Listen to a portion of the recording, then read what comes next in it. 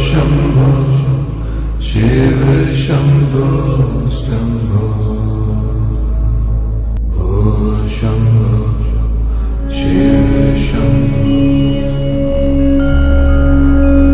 नमस्कार दोस्तों, मैं एस्ट्रोलॉजर सचिन स्वागत और अभिनंदन करता हूं अपने सभी प्रिय दर्शकों का। ज्योतिष शास्त्र में हर एक चीज़ का महत्व बताया गया है, वास्तु शास्त्र में हर एक चीज़ का महत्व बताया गया है। हिंदू धर्म में दान पुण्य का विशेष महत्व है। कहते हैं दान पुण्य जो व्यक्ति करता है उसको बहुत अच्छे फल मिलते हैं, उनको जन्मों तक फल मिलते रहते हैं, जन्म जन्मांतर सफल हो जाते हैं। दान करना, पूजा पाठ करना, सब कुछ बहुत ही बढ़िया काम है। दान पुण्य करने वाले व्यक्ति के घर में पैसा ही पैसा होता है, खुशियाँ ही खुशियाँ होती हैं, सुख और समृद्धि होती है। शास्त्रों में कहा गया है कि इच्छा अनुसार दान करने से आपका लाभ बढ़ता है, आपको बहुत पुण्य मिलता है, ईश्वर बड़े प्रसन्न होते हैं। लेकिन दान करने से पहले आपको उचित समय का भी ध्यान रखना होगा, उचित दान का भी ध्यान रखना होगा, क्योंकि गलत समय में दिया गया दान नुकसान देगा, सही समय में दिया गया दान फायदा करेगा। ऐसा ना हो कि आप दान दें और अपना नुकसान कर बैठे। अब जब सूरज ढल जाता है, सूरज उगता भी है और सूरज ढलता भी है। जब सूरज शाम को ढलता है तो उसके बाद दान नहीं करना चाहिए।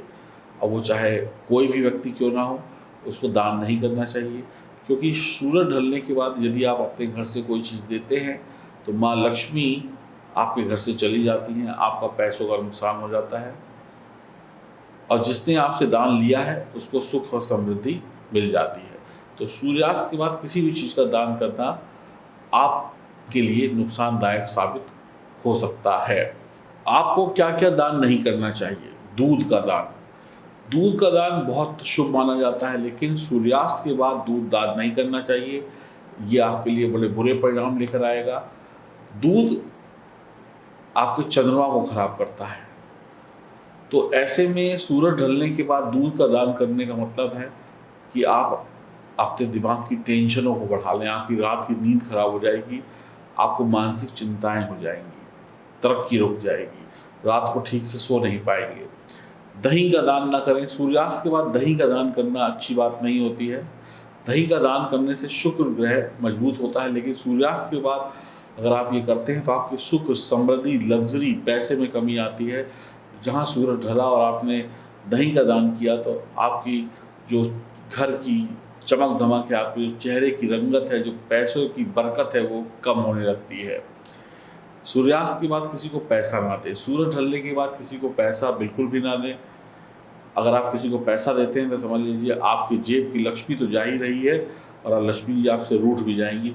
शाम को किसी को भी पैसा उधार ना दें। कोई कितना मांगे, बहुत ज़रूरत है, बहुत मजबूरी है तो बात अलग है।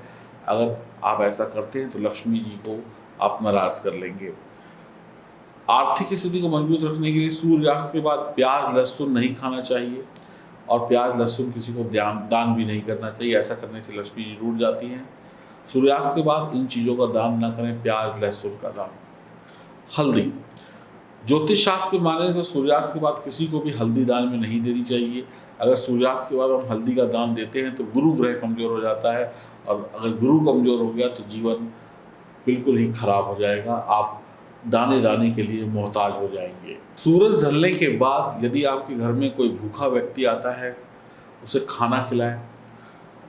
सूरज ढलने के वक्त खाना खुद नहीं खाना चाहिए। उसके बाद अगर किसी को खाना खिलाना पड़े, कोई मजबूर व्यक्ति है, तो आप उसे भोजन कराएं, आपको बहुत लाभ होगा उसके आशीर्वाद से।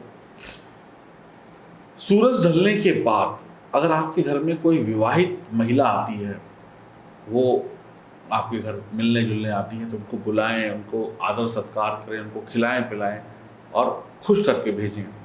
यानी सूरज ढलने के बाद अगर कोई विवाहित महिला आती है और वो सजी सवरी हो तो समझ लीजिए माँ लक्ष्मी आ रही हैं और आप उनको अगर दरवाजे से वापस कर देंगे तो वो नाराज हो जाएंगे।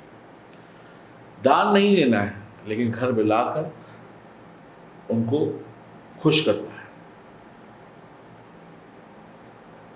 सूरज ढलने के बाद शाम को अगर कोई मेहमान घर में आता है तो उनको बुलाइए, बिठाइए, खिलाइए पिलाइए, मीठा खिलाइए और विदा करिए।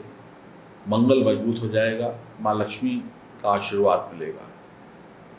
मेहमानों का आदर सत्कार बहुत ही ज़रूरी है। मेहमानों का अनादर ग्रहों को भी खराब करता है और माँ लक्ष्मी को भी आपसे दूर करता है। तो ये छोटी-छोटी बातें अगर आप याद रखेंगे, क्योंकि हम बड़ी-बड़ी बातें याद रखते हैं, छोटी-छोटी बातें भूल जाते हैं।